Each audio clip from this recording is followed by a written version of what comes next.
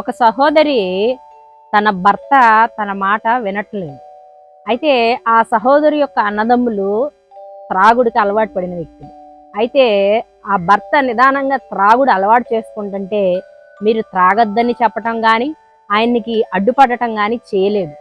ఎందుకు చేయలేదు అంటే గనక వీళ్ళ అత్తగారు ఎవరైతే ఉందో ఆమె చీటికి మాటికి కూడా కూర్చున్నా తప్పే, నుంచున్నా తప్పే, ఏ పని చేసినా తప్పే అని ప్రతి దాంట్లో తప్పు పడతా ఉంటుంది. ఆమె బాధపడతా ఉంటుంది. అయితే భర్త ఎప్పుడూ కూడా అమ్మా ఎందుకు ఇలా అంటున్నావు అన్న వాదింపు ఎప్పుడూ కూడా అక్కడ జరగలేదు. కాబట్టి ఎప్పుడైతే ఈయన త్రాగుడికి అలవాటు పడ్డాడో అప్పుడు తల్లిని ఎదిరించడం మొదలు పెట్టాడు. ఇప్పుడు ఆమె ఏమనుకుందంటే అయితే నా భర్త తాగినప్పుడల్లా నాకు సపోర్ట్ చేస్తున్నాడని చెప్పి ఆయన్ని తాగుడికి అలవాటు చేసింది, ఎంకరేజ్ చేసింది కూడా. ఇంకొక మాటలో చెప్పాలంటే ఈ విధంగా నేను ఎందుకు చెప్తున్నానంటే చీటికి మాటికి ఈ అత్తగారు కోడల్ని సాధించడం తప్పే, దాన్ని అడ్డుకోవడానికి కోడలు ఈ యొక్క భర్తని తాగుడికి అలవాటు చేసింది, అది కూడా తప్పు.